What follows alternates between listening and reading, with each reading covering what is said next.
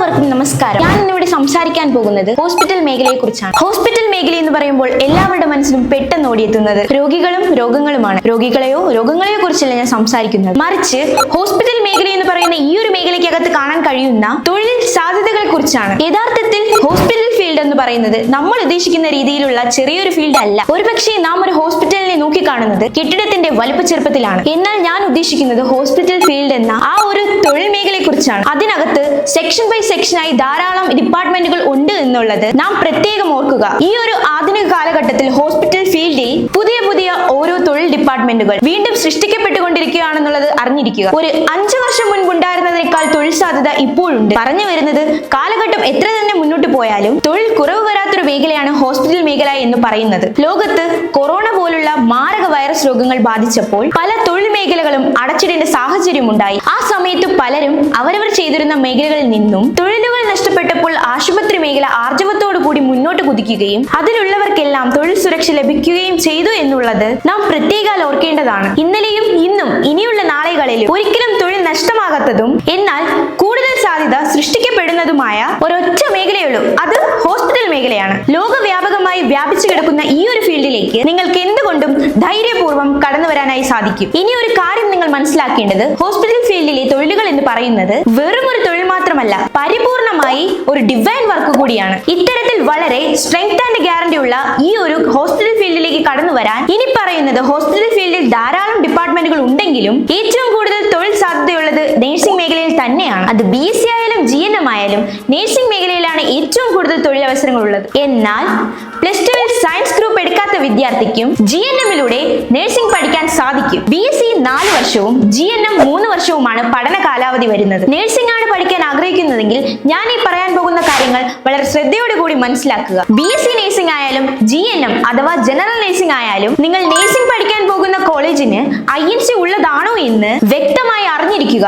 INC എന്നത് Indian nursing കൗൺസിലിന്റെ ഒരു അംഗീകാരമാണ്. ഇനി അടുത്തതായി ശ്രദ്ധിക്കേണ്ടത്, ആൺകുട്ടികൾക്കും പെൺകുട്ടികൾക്കും ആവശ്യമായ ഹോസ്റ്റൽ സൗകര്യത്തെയാണ്. മിക്കവാറും കോളേജുകളിൽ ഹോസ്റ്റൽ പഠിക്കുന്ന കോളേജിൽ നിന്നും വളരെ അകലെയായിരിക്കും. അങ്ങനെയാണെങ്കിൽ കൂടി അത് എത്രത്തോളം ഡിസ്റ്റൻസ് വരുന്നു എന്നുള്ളത് നിങ്ങൾ അറിഞ്ഞിരിക്കണം. ഹോസ്റ്റലുകളിലെ മറ്റ് ഫെസിലിറ്റീസ്, ഫുഡ്, പഠന സൗകര്യങ്ങൾ, പെൺകുട്ടികളുടെയും ആൺകുട്ടികളുടെയും സുരക്ഷ എന്നിങ്ങനെയുള്ള കുറച്ച് കാര്യങ്ങൾ കൂടി നിങ്ങൾ മനസ്സിലാക്കിയിരിക്കുക. പഠനകാലത്ത് നിങ്ങൾക്ക് ലഭിക്കുന്ന പ്രാക്ടിക്കൽ ഏതൊക്കെ ഹോസ്പിറ്റലിലാണ് എന്നുള്ളത് അറിഞ്ഞിരിക്കേണ്ടത് അത്യാവശ്യമാണ്. ഏതൊരു നഴ്സിംഗ് സ്റ്റുഡന്റിനും പ്രാക്ടിക്കൽ വളരെ പ്രധാനപ്പെട്ട ഒന്നാണ്. അതുപോലെ തന്നെ നിങ്ങൾ പഠിക്കാൻ പോകുന്ന കോളേജ് ഗ്രൂപ്പ് ഓഫ് ഇൻസ്റ്റിറ്റ്യൂഷൻ ആണെങ്കിൽ അത്തരം കോളേജിൽ വളരെ ശ്രദ്ധിച്ചു മാത്രമേ ജോയിൻ ചെയ്യാവൂ. കാരണം എന്തെന്നാൽ ഗ്രൂപ്പ് ഓഫ് ഇൻസ്റ്റിറ്റ്യൂഷൻ എന്നത് ഒന്നിലധികം കോളേജുകൾ ചേരുന്ന ഒന്നാണ്. ഇത്തരം കോളേജുകളിൽ ഏതെങ്കിലും ഒന്നിൽ മാത്രമായിരിക്കും INC ഉള്ളത്. ഇവർ ആ INC ഉള്ള ഒരു കോളേജിലേക്ക് അഡ്മിഷൻ എടുത്തിട്ട് അവരുടെ തന്നെ INC ഇല്ലാത്ത മറ്റു കോളേജുകളിലേക്ക് കുട്ടികളെ മാറ്റും. അതുകൊണ്ട് തന്നെ നിങ്ങൾ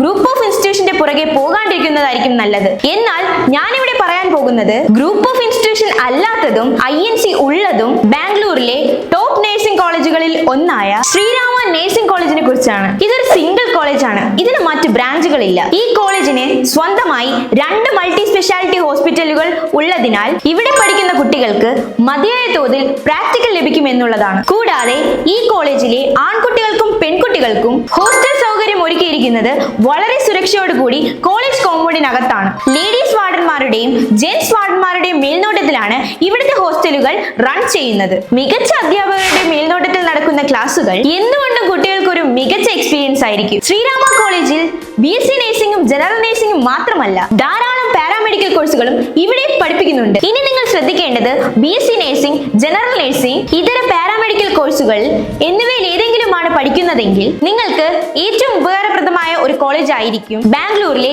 ശ്രീരാമ കോളേജ് എന്നുള്ളത് ഓർക്കുക. ഈ കോളേജിൽ പഠിക്കാൻ താല്പര്യമുള്ളവർക്ക് എഡ്യൂക്കേഷൻ ലോണിന്റെ ആവശ്യമുണ്ടെങ്കിൽ അതിനുള്ള എല്ലാ പേപ്പറുകളും കോളേജിന്റെ ഭാഗത്തു നിന്ന് അതിവേഗം തരുന്നതായിരിക്കും. ഇത് INC ഉള്ള കോളേജും പ്രാക്ടിക്കലിന് സ്വന്തമായ ഹോസ്പിറ്റലുകൾ ഉള്ളതുകൊണ്ടും ഗ്രൂപ്പ് ഓഫ് ഇൻസ്റ്റിറ്റ്യൂഷൻ അല്ലാത്തതുകൊണ്ടും നേരത്തെ സീറ്റുകൾ ഫില്ലാവാൻ സാധ്യതയുണ്ട്. 2024 കേരളത്തിലെ അലോട്ട്മെന്റിന് ശേഷം ആയിരക്കണക്കിന് കുട്ടികൾ ബാംഗ്ലൂരിലെ പല കോളേജുകളിലും അഡ്മിഷന് വിളിച്ചിട്ടുണ്ടായിരുന്നു. എന്നാൽ ആ സമയങ്ങളിൽ സീറ്റുകൾ ഇല്ലാതിരുന്നതിനാൽ ആ വിദ്യാർത്ഥികൾക്ക് അഡ്മിഷൻ ലഭിച്ചില്ല എന്നുള്ളത് കൂടി ഓർക്കുക. ഇവിടെ നിങ്ങൾ ശ്രദ്ധിക്കേണ്ടത് സീറ്റുകൾ മുൻകൂട്ടി ബുക്ക് ചെയ്യാനുള്ള എല്ലാ സാഹചര്യങ്ങളും ഈ കോളേജിൽ ഉള്ളതാകുന്നു. അടുത്തതായി മറ്റൊരു പ്രധാന വിഷയം നിങ്ങൾ അറിയേണ്ടത് KCET, അതായത് Karnataka common entrance exam BSc നഴ്സിംഗിന് എഴുതേണ്ടതുണ്ടോ എന്നുള്ളതിനെ കുറിച്ചാണ്. BSc നഴ്സിംഗ് പഠനത്തിന് KCET എക്സാം എഴുതേണ്ട ആവശ്യമില്ല. ഇങ്ങനെ ഒന്ന് എഴുതാതെ തന്നെ ബാംഗ്ലൂരിലെ ഏത് കോളേജിലും നഴ്സിംഗ് പഠനം സാധ്യമാണ്. ഇനിയും നിങ്ങൾക്ക് ഇതുമായി ബന്ധപ്പെട്ട എല്ലാ സംശയങ്ങൾക്കും കോളേജിന്റെ ഈ നമ്പറിൽ വിളിക്കാവുന്നതാണ്. നന്ദി, നമസ്കാരം.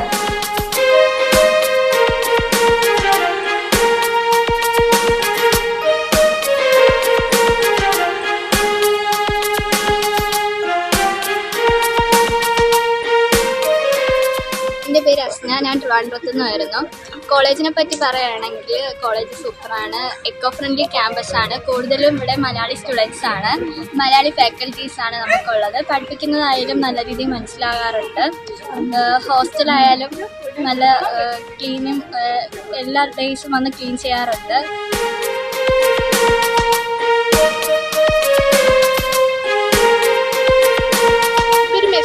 ഞാൻ പാലക്കാട് ജില്ലയിൽ നിന്നാണ് വരുന്നത്. BSc നഴ്സിംഗ് സ്റ്റുഡൻ്റ് ആണ്. പഠിപ്പിക്കണൊക്കെ മനസ്സിലാവുന്നുണ്ട്. പിന്നെ മലയാളീസ് ആയതുകൊണ്ട് കുഴപ്പമൊന്നുമില്ല. കമ്മ്യൂണിക്കേഷനും ഫുഡ് വന്നിട്ട് കേരള ഫുഡാണ്, അതുകൊണ്ട് കുഴപ്പമില്ല.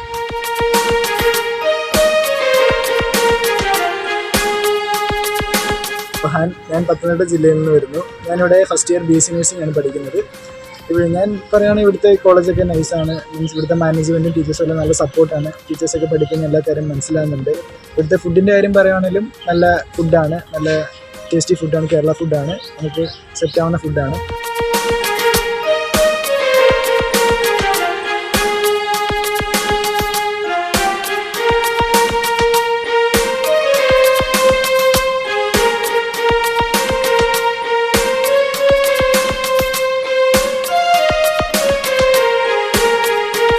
എൻ്റെ പേര് റോമി എന്നാണ്. ഞാൻ ട്രിവാൻഡ്രത്താണ് വരുന്നത്. BSc നഴ്സിംഗാണ് പഠിക്കുന്നത്. നല്ല കോളേജാണ്, ഫാക്കൽറ്റീസ് നല്ലതാണ്. പിന്നെ നന്നായിട്ട് ലാബ് കാര്യങ്ങൾ ബാക്കി എല്ലാം ഉണ്ട്. നല്ല രീതിക്ക് തന്നെ പഠിപ്പിക്കുന്നുണ്ട്, കുഴപ്പമൊന്നുമില്ല.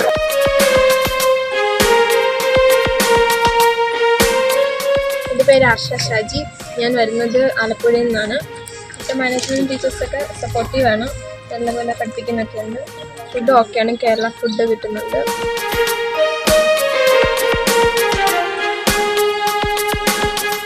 എൻ്റെ പേര് റോസ്മേരി സെബാസ്റ്റ്യൻ. ഞാൻ കണ്ണൂരിൽ നിന്ന് വരുന്നു. ഞാനിവിടെ ഫസ്റ്റ് ഇയർ BSc നഴ്സിംഗ് ആണ്. കോളേജിനെ പറ്റി പറയുകയാണെങ്കിൽ ടീച്ചിങ്ങും കാര്യങ്ങളൊക്കെ അടിപൊളിയാണ്. എല്ലാ പിള്ളേർക്കും നല്ല രീതിയിൽ മനസ്സിലാവുന്നുണ്ട്.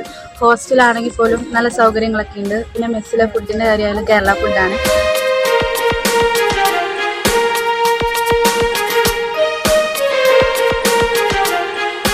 എൻ്റെ പേര് അലൻ എന്നാണ്. ഞാൻ കോട്ടയത്തു നിന്നാണ് വരുന്നത്. ഞാൻ ഇവിടെ BSc ഫസ്റ്റ് സെം പഠിക്കുന്നു. കോളേജിനെ കുറിച്ച് പറയുകയാണെങ്കിൽ ഇവിടുത്തെ ടീച്ചേഴ്സാണെങ്കിലും സാർമാരാണെങ്കിലും നല്ല ഫ്രണ്ട്ലി ആണ്. അവിടുത്തെ മലയാളി ഫുഡും കാര്യങ്ങളും ഹോസ്റ്റലൊക്കെ നല്ല ബെറ്ററാണ്, കുഴപ്പമില്ല.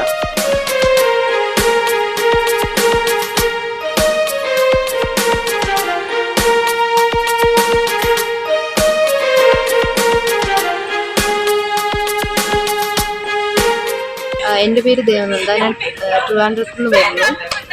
ഞാൻ ഇവിടെ BSc നഴ്സിംഗ് സ്റ്റുഡൻ്റ് ആണ്. ടീച്ചേഴ്സൊക്കെ നല്ലതാണ്. ടീച്ചേഴ്സ് ക്ലാസ് ഒക്കെ നല്ലൊരു അണ്ടർസ്റ്റാൻഡിങ് ആണ്. പിന്നെ ഏത് ഡൗട്ട് ഉണ്ടെങ്കിലും ടീച്ചേഴ്സിനോട് ചോദിക്കാം. മാനേജ്മെൻ്റ് ഒക്കെ നല്ലതാണ്. എന്ത് പ്രശ്നം ഉണ്ടെങ്കിലും നമുക്ക് തുറന്നു പറയാം. അവർ നല്ല രീതിയിൽ എല്ലാ കാര്യങ്ങളും ഹാൻഡിൽ ചെയ്യും.